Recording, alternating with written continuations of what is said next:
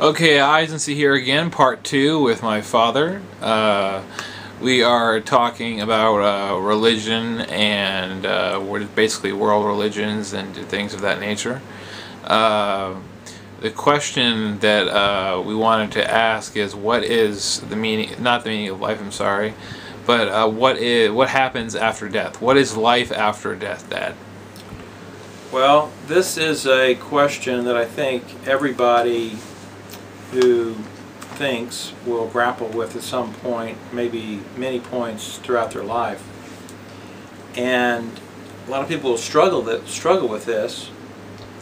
I think that there's a tendency on the part of human beings to want to believe, because I am alive right now and I'm conscious, it's very hard to imagine a time where I wouldn't be conscious.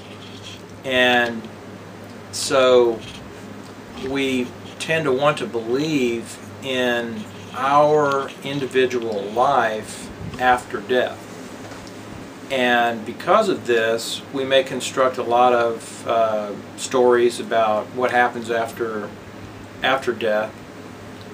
Whether you go up on a cloud, you're with Jesus, you're with Buddha, you get transformed into a bug or something, you know, whatever the story is. But I think that for me, what came to me one day is that this question is usually framed in the terms of what happens to me, what happens to my existence after my death.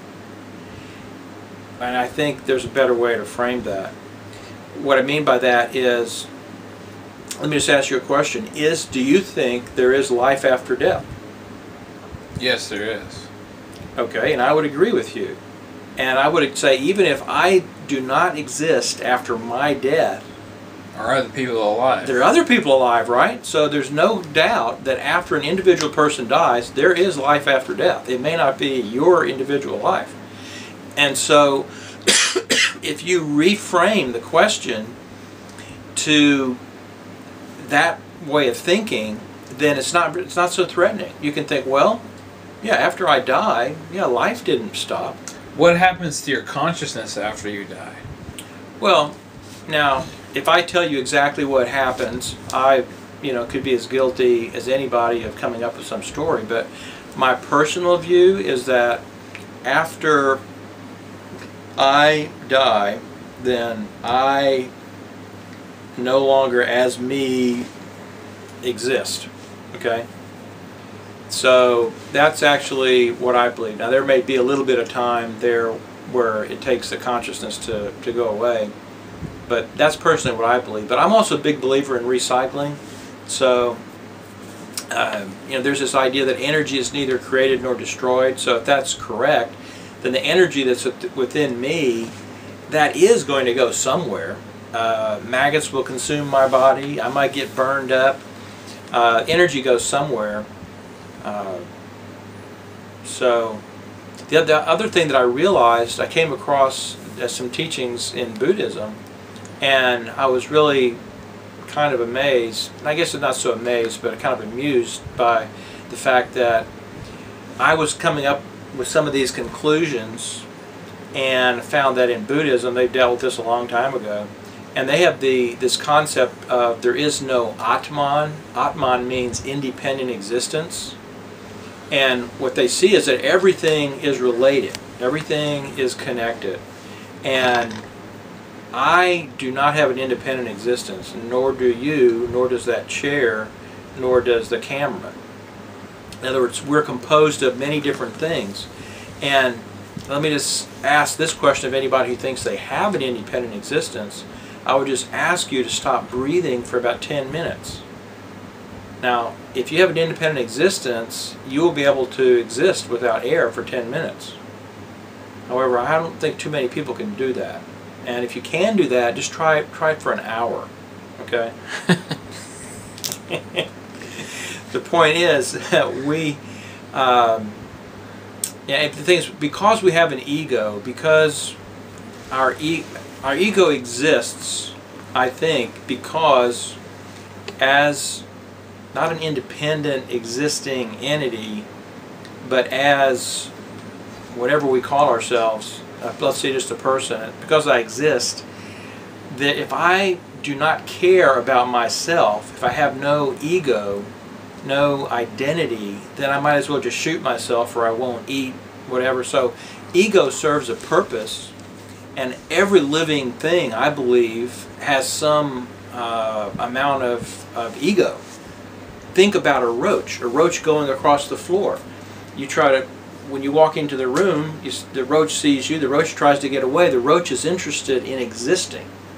So it has some ego, and the ego has a purpose, but we shouldn't elevate the ego to a height beyond which it should attain.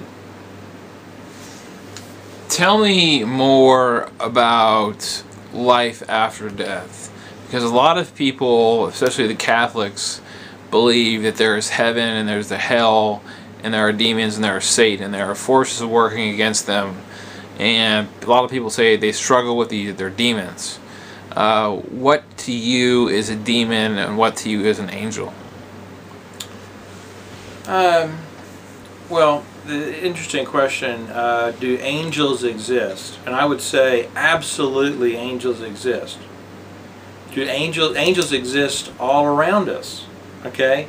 There are probably, if there are 6 billion people on the planet, there's probably, 4 or 5 angels right there. So I don't think we have to look for some disembodied spirits for angels. Okay? Everybody can be an angel. So it's a matter of whether you want to be, kind to somebody. If you're kind and helpful to somebody, then that's being an angel as far as I'm concerned.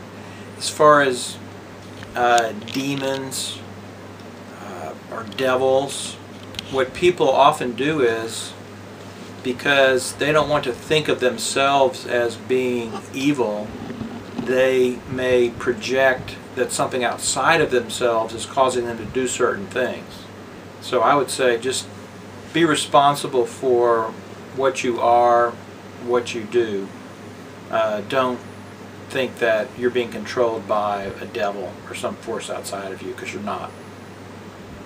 What leads you in life to get up every morning, go to work, and put so much energy forth, not just to survive, but what motivates you to go get up and do that?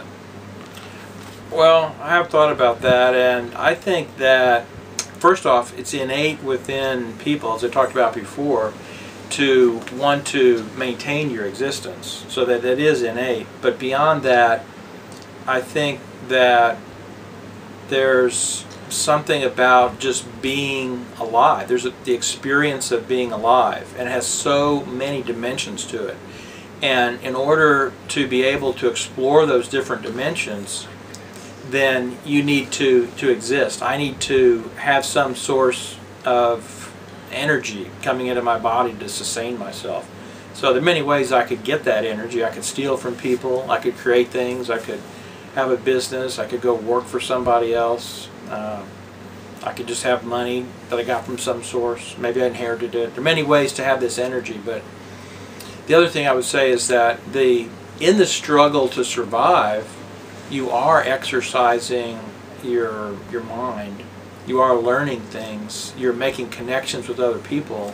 You're contributing somehow to people around you, to the world around you. So there's value in that as well. Is there anything else you'd like to add to, we have 9 minutes and 18 seconds here. Is there anything else you'd like to add before we close off this conversational session? Well, what other questions do you have? Well, I don't have enough time for another question. Well, you probably do. Yeah. Okay. Well, we have 30. We have less than 30 seconds left. Oh, less than 30 seconds. Oh, okay. I would simply say that I would just encourage everybody to believe that you have the right to learn, to think, to decide things for yourself based on truth. And that's my father right there answering some questions.